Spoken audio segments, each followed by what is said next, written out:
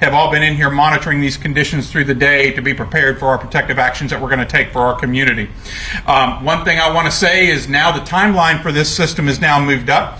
We're expecting to start seeing some of the impacts earlier in the morning, potentially between the 5 a.m. and 6 a.m. time frame, and we're expecting 30-mile-an-hour winds with some gusts of 40 throughout the day, and they should go through early afternoon, and then it should be out of our area. So we're continuing to monitor those conditions, and we should have some lighter rainfall now. We're only looking about 1 inch to 2 inches of rain, so we shouldn't be seeing a lot of the any type of the urban flooding or something. We may monitor some of the bands as they come through that may drop some significant rainfall at one period of time. We may see some of that urban flooding at that time, but again, we're not expecting any problems with Black Creek. We're not expecting any problems with Black Creek.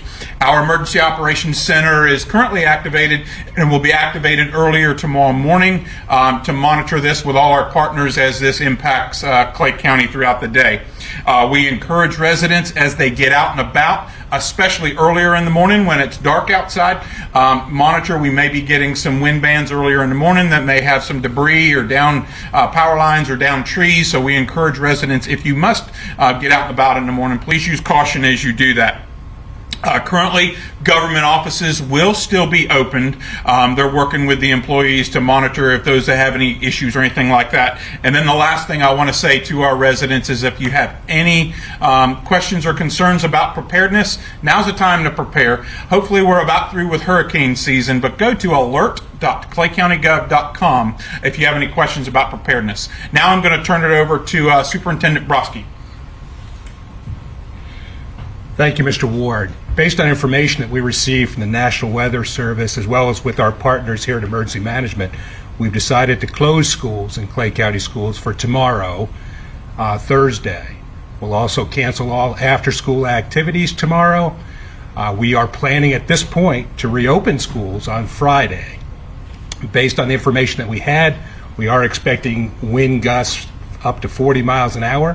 We're particularly concerned about the western portion of our county. So that would be the Keystone Heights area in particular. Simply put, with students trying to go to the bus stop in the morning in the dark with the windy conditions, we don't believe that it's safe. We'd always like to keep student safety and the safety of our employees as our top priority, and that's why we've decided to make that decision. We already have this time built into our calendar already, so there won't be the need to adjust our student calendar in any way. We believe that student safety is of the utmost priority, and again, parents, we appreciate your flexibility and your patience. We wanted to get the very latest information.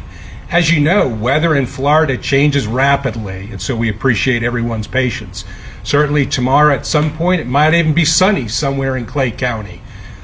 We always have to err on the side of safety of students, and that's why we made this decision. I'll turn it back over to Mr. Ward.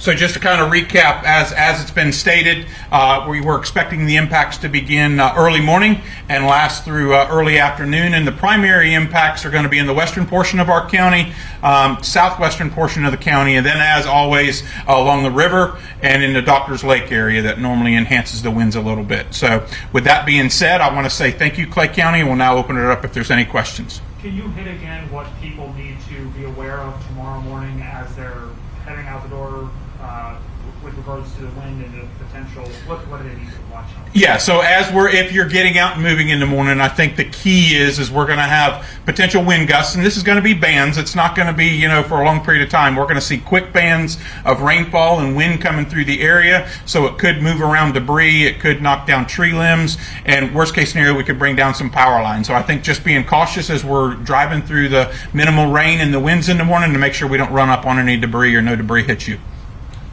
Superintendent, you said the day was already built into the schedule, but any plans for virtual learning, or is it just a complete off? No, we're going to not have virtual learning tomorrow. We're going to simply cancel classes tomorrow. We don't believe that based on the fact that we were off today, anyone is prepared for the virtual learning tomorrow, to be quite honest. Students, parents, enjoy that extra day, and let's come back to work on Friday. Any further questions? Thank you all so much. Did you have a question? No. Okay. Thank you all so much. Greatly appreciate it. Have a good day.